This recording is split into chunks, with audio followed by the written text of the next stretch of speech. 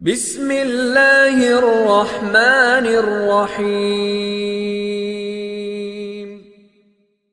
السلام علیکم ورحمۃ اللہ وبرکاتہ۔ 5ویں جماعت کے بچوں کے لیے کتاب العقائد کے جولائی مہینے میں جو ہمیں کتاب العقائد کا جو حصہ جو دروس پڑھانا ہے وہ درست ہے 5 سے لے کر کتاب العقائد میں 5، 6، 7 یہ 3 درست شامل ہے۔ تو یہ 3 درست ہمیں پڑھانا ہے، 3 درست کو۔ تو اس میں دیکھیے کہ اب یہ اولا کے بچے نہیں رہے، کلاس 1 کے بچے نہیں ہیں، 2 کے بھی نہیں ہے، 3 کے بھی نہیں ہے، 4 کے بھی نہیں ہے، 5ویں کلاس کے بچے ہیں۔ تو یہ ابھی تھوڑے سے بچے بڑے ہو گئے ہیں، اسی لیے اب جو ہے پڑھانے کا جو معاملہ ہے یہ بھی تھوڑا سا اوپر لیول کا آ رہا ہے، تھوڑی سی مشکل الفاظ، مشکل اصطلاحات آ رہی ہے، تو اس کو ہمیں اب پڑھانا ہے اور سمجھانا ہے۔ تو صفات اللہ تعالیٰ، اللہ تعالیٰ کی صفات کے بارے میں ہم درس نمبر 5 میں بتائیں گے۔ تو درس نمبر 5 میں دیکھو، محال، واجب، محال اور جائز، ان امور کو ہمیں یہاں پر بتانا ہے کہ واجب کسے کہتے ہیں، محال کسے کہتے ہیں، جائز کسے کہتے ہیں۔ تو یہ ہمیں جو یہاں پر لکھا ہوا ہے وہ بتانا ہے، اور بتانے کے بعد مثالیں پہلے اپنی طرف سے دے کے سمجھا دینا ہے، کہ جیسے واجب کی مثال دینا ہے، اور واجب کے بارے میں بتانا ہے کہ واجب اسے کہتے ہیں، اس کی تعریفات، ڈیفینیشن بتانے کے بعد پھر اس کی مثال دینا ہے کہ یہ واجب ہے۔ پھر اس کے بعد محال کسے کہتے ہیں وہ بتانا ہے، پھر محال دینے کے بعد مثال بھی دینا ہے تاکہ بچے پورے اچھے طریقے سے سمجھ میں آ جائے ان کو۔ پھر جائز کسے کہتے ہیں وہ بھی بتانا ہے، پھر جائز کہنے کے بعد جو اس کا معنی کے مطابق جو مثالیں بنتی ہے وہ بھی مثال دے کے آپ سمجھا دیں۔ تو مثال آپ یہاں سے یا پھر اس کے علاوہ اگر کسی اور کتاب سے، علم منطق کی کتاب سے اگر مثال دے کے آسانی سے اچھے سے سمجھا دیتے ہیں تو ٹھیک ہے، اگر نہیں سمجھا پاتے ہیں دوسری کتاب کا مطالعہ کر کے، تو یہ تو صفات واجبہ ہے، اسی کو ایک مثال کے طور پہ آسان بنا کے آپ بچوں کے سامنے پیش کر سکتے ہیں۔ تو یہاں پر جو صفات واجبہ دیے ہوئے ہیں، اس کو یہ بیان کرتے وقت، واجب کا بتاتے وقت اسی کو مثال کے طور پہ یہاں پر بتا دینا ہے، مثال دیتے ہوئے، سمجھاتے ہوئے۔ تو محال اور جائز، اور اس کے بارے میں جو عقیدہ بیان کیا گیا ہے وہ عقیدے کو اچھے سے بچوں کو سمجھانا ہے۔ پھر اس کے بعد ہے جواب دیجئے، تو جواب دیجئے کا تعلق اوپر سے ہی ہوگا۔ تو اوپر سے آنے کے بعد اس میں کچھ ایسے سوال بھی ہوں گے جس کا سبق کے معانی سے اس میں بیان کیے ہوئے علم کے مطابق یہاں پر اس علم کو استعمال کر کے جواب دینے کا یہاں پر معاملہ ہوگا۔ تو اب وہ یہاں پر آپ اگر بچوں کو نہیں آتا ہے تو اس کا جواب دے سکتے ہیں۔ تو ہر تعریف کو اس کی صحیح جگہ پر رکھیے۔ عقل میں جس کا وجود متصور نہ ہو، یہ کیا کہتے ہیں؟ تو ابھی جو بچے آپ جن کو پڑھائے ہیں تو ممکن ہے کہ وہ اکثر بچے جواب نہ دے پائے، تو آپ یہاں پر جواب دیتے ہوئے بھی، اگر بچہ جواب دے دیتا ہے تو ٹھیک ہے، نہیں دیتا ہے تو آپ دیتے ہوئے اس کو اصلاح کر دیں اور بتا دیں پھر سے دوبارہ، کیونکہ ریپیٹ کرتے اور آسان ہو جاتا ہے سمجھنا، کیونکہ اس میں جو بیان کیا گیا ہے یہ علم کلام کی بات آ گئی ہے، اور ساتھ ہی ساتھ واجب، محال اور جائز آ گیا ہے، تو اس میں منطق کی بھی بات آ گئی ہے، اور منطق اور علم کلام کا سمجھنا تو مشکل ہوتا ہی ہے، یہ ایک بار سمجھانے سے اتنا جلدی سمجھ میں نہیں آتا ہے۔ تو اگر ایک بار سمجھانے سے ہی سمجھ جائے تو ٹھیک ہے، اگر سمجھ میں نہیں آتا ہے تو آپ بار بار سمجھاتے ہیں، اس کے بعد بھی سمجھ میں نہیں آتا ہے اور بچہ سوال خود سے حل نہیں کر پاتا ہے تو پھر آپ سمجھا دیں۔ تو سمجھانے میں آپ غصہ نہیں کرنا ہے بچوں میں، کیا ہے تمہارے اتنے کندے ذہن میں، اتنی بار بتا دیا ہے تمہیں سمجھ میں نہیں آتا ہے، ایسا کہنے کی ضرورت نہیں ہے۔ ویسے یہ بحث مشکل ہے تو اس کو آسان انداز میں کوشش کرنا ہے سمجھانے کے لیے۔ پھر اس کے بعد غور سے معنی الگ الگ کیجئے، تو یہ الگ الگ بچہ خود سے نہیں کر پائے گا، اگر کر لیتا ہے، اگر پڑھائے ہوں گے عربی تو کر لے گا، اگر نہیں پڑھائے ہیں تو شاید نہیں کر پائے گا۔ تو آپ پہلے خود معنی بتا دینا ہے کہ استحال کا معنی، یستحیل کا معنی اور مستحیل کا معنی، ہر ایک کا معنی الگ الگ بتا دو۔ پھر بتانے کے بعد پھر ایک معنی مثال کے طور پہ یستحیل لکھو، تو اب پوچھنا ہے بچوں کو یستحیل کا معنی کیا ہے، پھر یستحیل کا معنی اگر پہلے بتائیں تو بچہ بول دے گا، پھر بورڈ پہ یستحیل مٹا کر پھر لفظ مستحیل لکھنا ہے۔ تو اب پوچھنا ہے کہ مستحیل کا معنی کیا ہے، تو اب مستحیل کا معنی یستحیل نہیں لکھے گا، اس کا معنی الگ ہے تو الگ ہی بتائے گا بچہ۔ تو یہ پہلے آپ یہ ساری معانی بچوں کو بتا دیں تاکہ وہ سمجھ جائے، پھر سمجھنے کے بعد پھر آپ سوال کریں کہ استحال، یستحیل، مستحیل، وجب، یجب، واجب، یہ سب کے الگ الگ کیا کیا معنی ہیں۔ تو پہلے آپ یہ معنی خود بتانا ہے، پھر اس کا فرق پہلے خود سمجھانا ہے، پھر اس کے بعد سوال کرنا ہے، تب وہ بچہ جواب دے پائے گا، خود سے اس کو حل شاید نہ کر پائے۔ پھر اس کے بعد درس نمبر 6 ہے، تو یہ الایمان بالملائکۃ، اللہ کے فرشتوں پر ایمان لانے کا اس میں بیان ہے، تو اس کو سمجھانا ہے، اور اس میں تھوڑے سے مشکل الفاظ آ جائیں گے تو اس کی وضاحت پہلے ہی کر دینا ہے۔ تو جو اشکال حسنہ کیا ہوتا ہے شاید نہ سمجھے، مختلف اشکال حسنہ مختلفہ سے متشکل ہونے کی قدرت رکھتے ہیں۔ تو اس کا کیا مطلب ہے؟ اشکال شکل صورت کو کہتے ہیں، حسنہ یعنی خوبصورت، مختلف یعنی مختلف خوبصورت شکلوں اور صورتوں سے، اس طرح سے مطلب آپ کو بتانا ہے کہ متشکل ہونے کا معنی ذکورت و انوثت سے متصف نہیں ہوتے۔ تو یہ ذکورت کیا ہے و انوثت کیا ہے یہ بھی آپ کو سمجھانا ہے۔ ذکورت و انوثت آپ کو اس طرح سے سمجھانا ہے۔ تو اس میں جو مشکل الفاظ آئے اس کو معنی بتاتے ہوئے آپ بچوں کو سمجھا سکتے ہو۔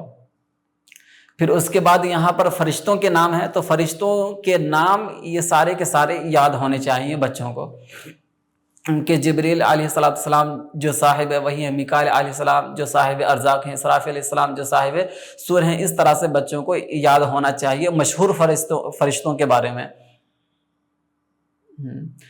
پھر اس کے بعد جواب دیجیے ہے، تو پچھلے سبق سے ہی یہاں پر جواب ہے، اور یہاں پر کرنے کا جو معاملہ ہے وہ پچھلے الفاظ ہی سے، اگر وہ اچھے سے پڑھا ہوگا تو یہ یہاں پر حل کر لے گا۔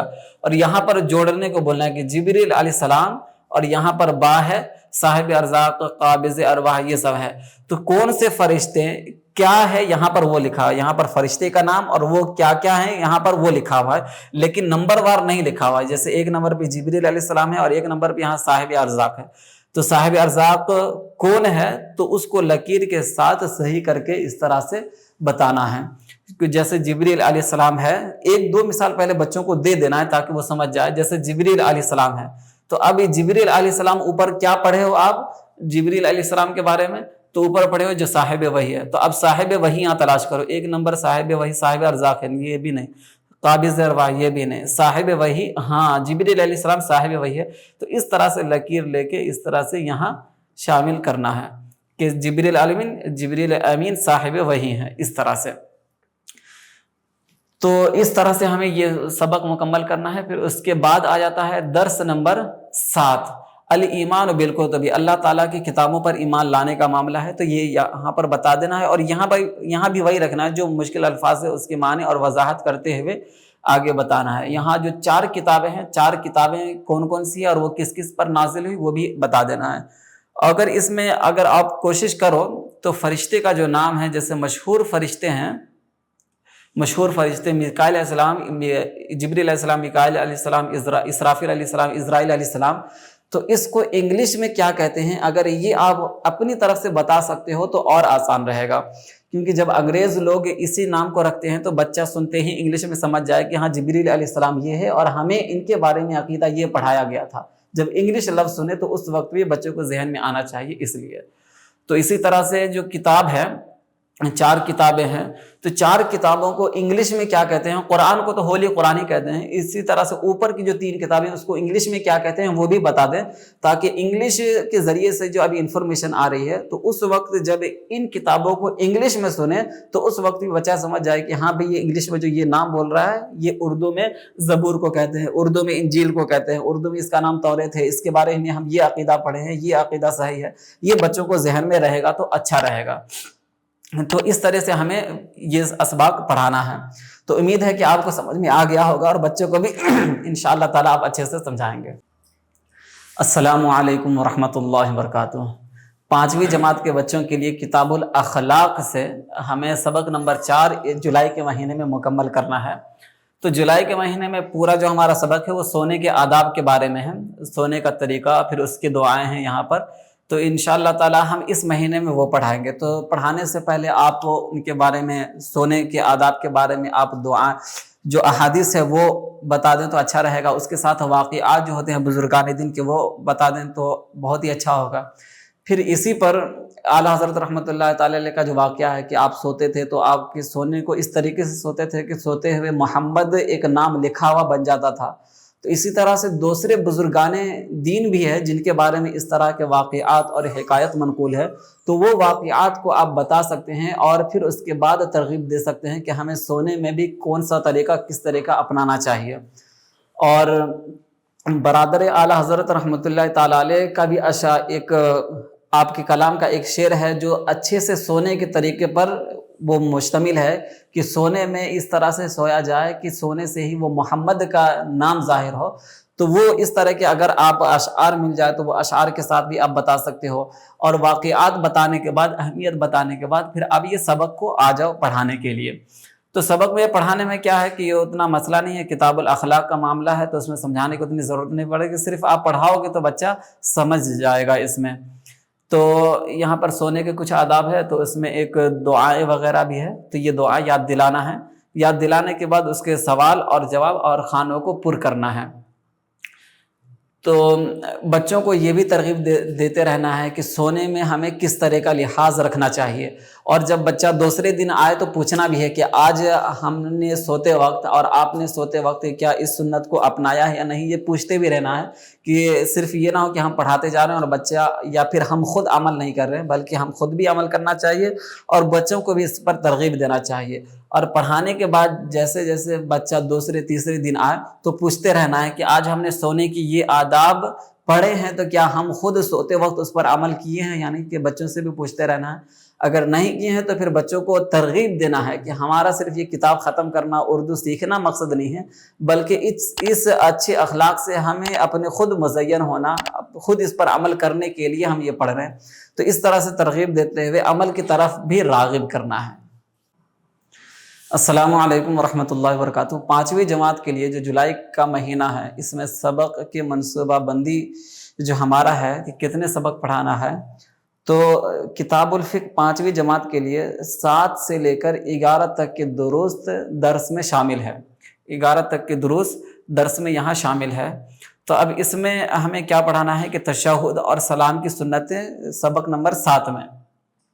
تو اس میں ایک ایک مسئلہ ہے کہ تشہد کی حالت میں مرد کا پاؤں پر بیٹھنا اور عورتوں کا سرین پر بیٹھنا، تو سرین کسے کہتے ہیں وہ بھی بتا دیجیے گا، اور تشہد کیا ہوتا ہے وہ بھی آپ بچوں کو بتانا ہے۔ اس کے بعد یہ ساری چیزیں آپ کو بتانا ہے۔ تو بتانے کے بعد اس میں جو مین ویسے تو ہر کچھ پڑھانا ہے اور توجہ ہر ایک چیز پہ دینا ہے، کوئی بھی چیز یہاں جو داخل کیا گیا ہے یہ فالتو یا زائد نہیں ہے، ہر ایک چیز اہمیت کا حامل ہے۔ لیکن اس میں بھی سب سے زیادہ جو ہے نماز کے مکروہات سبق نمبر 8 میں، پھر اس کے مشق، اور سبق نمبر 9، سبق نمبر 10 اور سبق نمبر 11 میں اس میں جو خاص بات ہے وہ دعائیں یاد دلانا ہے ہم کو کہ سبحانک اللہم و بحمدک، اور اس کے بعد تحیات جو ہے یہ ہمیں اس مہینے میں اچھے سے زبانی یاد کرانا ہے۔ تو اب جو پچھلی جو چیزیں تھیں وہ ہمیں بتا دینا ہے اور تھوڑا دھیان میں اس کے ذہن میں بیٹھ جائے باتیں، اس طرح سے ہمیں پڑھانا ہے۔ اس کے بعد ہمیں سبق نمبر جیسے 9 میں آئیں گے تو یہ ساری کی ساری چیزیں سمیع اللہ لمن حمدہ سبحان ربی العظیم وہ سب تو یاد ہی ہوگا، ثنا یاد کرا دینا ہے اگر یاد نہیں ہے تو، اور تحیات جو ہے یہ اچھے طریقے سے پورا یاد کرانا ہے، اور درود پاک بھی اس مہینے میں ہی یاد کرانا ہے۔ تو اسی لیے وہ سبق کو پڑھانے کے بعد کوشش کرنا کہ یہاں آ جائے، اور یہاں آنے کے بعد ہم اس کو اچھے سے تحیات کو اور درود شریف کو اچھے سے یاد کرا سکیں۔ اس کے بعد دعائے معصورہ ہے، وہ دعا پڑھ سکتے ہیں، یا پھر وہ نہیں تو یہ دعا پڑھ سکتے ہیں۔ تو دونوں یاد نہیں دلائیں گے، دونوں میں سے ایک یاد دلا دیں گے، یا تو یہ یاد دلا دیں یا تو وہ یاد دلا دیں، تو دونوں میں سے کوئی ایک یاد کرا سکتے ہو آپ۔ اللہم انی ظلمت نفسی ظلما کثیرا وانہ لا یغفر الذنوب، تو وانہ ہے تو وانہ بھی ٹھیک ہے، اور ولا یغفر الذنوب وہ بھی ٹھیک ہے۔ تو اس طرح سے آپ حدیث پاک جو ہے یہ دعا جو ہے چاہے اوپر والا یاد دلا دو ایک، یا پھر نیچے والا ایک یاد دلا دو، دونوں میں سے ایک یاد دلا دو، دونوں یاد کرانا ضروری نہیں ہے۔ تو وہ دعا یاد دلانے کے بعد پھر دعائے قنوت پر آ جانا ہے آپ کو۔ تو اس میں اللہم انا نستعینک کا جو دعائے قنوت ہے پورا حفظ اس درس میں مکمل ہونا چاہیے۔ تو اس میں جو سبق نمبر 7 سے لے کر 11 تک جو درست ہے تو مسائل تو بیان کرنا ہی ہے، بتانا بھی ہے۔ ظاہر سی بات ہے کہ 5ویں جماعت کا بچہ ہے تو اس کو مسائل ہر ایک چیز چھوٹے چھوٹے مسئلے کو بھی اپنے کو یاد دلانے کی ضرورت نہیں، اس کو پتہ ہی ہوگا۔ تو اس میں ہمیں جو دعائیں یاد دلانا ہے اس پر زیادہ توجہ دینا ہے۔ سبق نمبر 9 سے لے کر جو سبق نمبر 10 اور 11 میں جو دعائیں یہاں پر دیا ہوا ہے نماز کے بعد کے وظائف، تو یہ ساری چیزیں بچوں کو اچھے سے یاد ہونی چاہیے، ہمیں یہ کوشش کرنا ہے۔ تو اس سبق میں مسائل بھی ہمیں پڑھانا ہے اور اس کو ذہن نشین کرانا ہے۔ مسائل ذہن نشین کرانے کے ساتھ دعائیں وغیرہ اچھے سے زبانی یاد ہونی چاہیے مخارج کے ساتھ، یہ ہمارا مقصد ہے۔ السلام علیکم ورحمۃ اللہ وبرکاتہ۔ 5ویں کلاس کے بچوں کے لیے جولائی مہینے کا سبق کا منصوبہ بندی وہ سبق نمبر 4 اور سبق نمبر 5 ہے کتاب التجوید میں۔ تو ہم کتاب التجوید میں استعلاء کے بارے میں اور اطباق کے بارے میں بتائیں گے۔ تو استعلاء کا معنی کیا ہوتا ہے وہ یہاں پر دیا ہوا ہے۔ تو اس سے پہلے لغوی معنی بھی اگر بتا دیں تو اور اچھا ہے کہ استعلاء کہتے ہیں علو کو، بلند ہونے کو۔ تو یہاں پر یہ بتانے کے بعد بتانا ہے کہ اس میں کیا ہوتا ہے کہ زبان جو ہے، آواز جو ہے بلند ہوتی ہے، زبان بلند ہوتی ہے، اس لیے اس حروف کو بھی حروف مستعلیہ کہتے ہیں، یعنی بلند ہونے والا حروف۔ تو یہاں پر استعلاء کا معنی بتانا ہے اور استعلاء کتنے حروف ہے، وہ 7 حروف ہے، یہ بتانا ہے۔ پھر اس کے بعد یہاں پر استعلاء جو ہے مثالوں کے ساتھ دیا ہوا ہے، وہ 7 حروف کے ساتھ، تو 7 کے ساتھ مشق کرانا ہے۔ تو تجوید میں اہم چیزیں ہوتی ہیں مشق کرانا۔ ایک تو تعریفات یاد دلا دی ہیں، وہ ٹھیک ہے، اس کے بعد مشق کرانا زیادہ ضروری ہوتا ہے، کیونکہ بھائی چلو تعریف یاد بھی نہیں ہے تو اس نہ کوئی حرج نہیں ہوگا، لیکن تلفظ اور اس کا مشق ٹھیک نہیں ہے، اس کی ادائیگی ٹھیک نہیں ہے، تو پھر اس سے بڑا مسئلہ ہونے والا ہے۔ تو علم تجوید میں تلفظ زیادہ ضروری ہوتا ہے، مشق زیادہ ضروری ہوتا ہے۔ تو انہی تلفظوں کے ساتھ یہ جو 7 حروف ہے اس کا مشق ہے۔ اور اس کے بعد آ جاتا ہے اطباق۔ تو اطباق کیا ہے وہاں پر یہ بتایا گیا ہے۔ تو اطباق کے 4 حروف ہیں، انہی کے ساتھ مثالیں ہیں۔ تو وہاں 7 ہے، یہاں 4 ہے، تو 7 کو ایک ہی مثال میں خصہ وقت قذ میں دے دیے ہیں۔ تو یہی یاد دلا دیجیے گا کہ بابو یہ یاد کر لو، یہ یاد کر لیے، مطلب حروف مستعلیہ آپ کو یاد ہو گیا۔ ان حروف کو حروف استعلاء بھی کہتے ہیں اور حروف مستعلیہ بھی کہتے ہیں۔ اور اس کے بعد یہ مثالوں کے ساتھ ہو گیا۔ تو یہ حروف اطباق کتنے ہیں، 4، وہ یاد دلا دینا ہے، پھر 4 کے ساتھ مشق کرا دینا ہے۔ یہ مہینے میں اپنا یہ سبق مکمل ہو جائے گا۔ پھر اس کے بعد جواب دیجیے سے ہے، تو جواب دیجیے سے اوپر سے یاد دلائے رہو گے تو وہ اچھے سے بتا سکتا ہے۔ استعلاء کیا ہے، استعلاء کی تعریف اوپر لکھی ہوئی ہے۔ استعلاء کے حروف کتنے ہیں، خصہ وقت قذ ہے، وہ 7 ہے، یہ بتا دو گے تو وہ بتا دے گا۔ اطباق کیا ہے، اس کی تعریف یہاں ہے۔ اطباق کے حروف کتنے ہیں، تو یہ 4 حروف یاد دلا دو گے تو بچہ بتا دے گا۔ تو اس میں بہت کم ہے، آسان ہے، اچھا رہے گا، بتانے کے ساتھ آپ یاد دلا دو گے۔ اور مشق کرانا اور تلفظ کو ٹھیک کرنا اس میں علم تجوید میں ضروری ہے، تو اس پر دھیان زیادہ رکھیے گا۔ السلام علیکم ورحمۃ اللہ وبرکاتہ۔ 5ویں کلاس کے بچوں کے لیے جولائی کے مہینے میں سبق کا جو منصوبہ بندی ہے وہ ہمارا سبق نمبر 4 ہے اور سبق نمبر 5 ہے۔ تو سبق نمبر 4 اور سبق نمبر 5 میں کتاب التاریخ میں جو ہم پڑھائیں گے وہ خلیفہ اول کے پہلے کارنامے اور خلیفہ اول کے اہم کارنامے ہم بیان کریں گے۔ تو خلیفہ اول یعنی حضرت ابو بکر صدیق رضی اللہ تعالی عنہ کے بارے میں ہم بتائیں گے۔ تو اس کو سبق کو پڑھانے سے پہلے آپ خود اس کو خلیفہ اول کے کارنامے جو ہے وہ خود زبانی بتا دیں اور زبانی ہی بچوں سے پوچھ لیں تاکہ ایک خاکہ ذہن میں آ جائے تو اچھا رہے گا۔ پھر اس کے بعد آپ یہ سبق پڑھانا شروع کریں۔ تو تاریخ میں یا پھر جو بھی اس طرح کی تاریخ میں اکثر جتنے بھی معاملات ہوتے ہیں اس میں ہمیں 1 2 3 چیزوں پر ہی فوکس کرنا ہے۔ ایک نام پر، دوسرا جگہ کا نام، پھر اس کے بعد سن یعنی سال، کس سال میں ہوا، کس نے کیا، کہاں کیا اور کس سن میں کیا، یہ 3 چیزیں ہمیں جاننا ضروری رہتا۔ اگر یہ 3 چیزیں آ گئی تو جو واقعہ ہے وہ آپ زبانی بھی بتا سکتے ہو، یعنی کہ کس نے کیا ان کا نام، کہاں پر ہوا اس جگہ کا نام، اور کس سال میں ہوا اس سال کا سن، اس سال کا نام آپ بتانا ہے کہ اس سال میں ہوا ہے۔ تو یہ 3 چیزیں ہمیں تاریخ میں ضروری توجہ دینے کی ضرورت ہے کہ کس نے کیا، کہاں کیا، کس سن میں کیا، کس سال میں کیا۔ تو یہ جو آپ تاریخ بتائیں گے یہاں پر خلیفہ اول کے کارنامے، یہاں یہ بتا رہے کہ ہجرت کے 6 سال میں جب سرور عالم صلی اللہ علیہ وسلم نے بادشاہوں کے نام خطوط روانہ فرمائے تو ایک خط شرحبیل بن عمر الغسانی بادشاہ بصرہ کے نام حارث ابن عمیر ازدی۔ تو یہاں پر دیکھیں، یہاں سال یاد رکھنا ہے، نام یاد رکھنا ہے اور جگہ بصرہ یہ یاد رکھنا ہے۔ تو یہ 3 چیزیں یاد رکھیں گے تو خود اس کے بعد واقعہ اپنے سے ہی بچہ بول سکتا ہے۔ تو یہاں پر یاد کرانے کا ضروری جو چیزیں یاد کرانا ضروری ہے اس میں تاریخ میں وہ نام ہے اور جگہ کا نام ہے اور شخص کا نام ہے اور سال. تو اس طرح سے ہمیں یہ پورا یہ سبق مکمل کرنا ہے.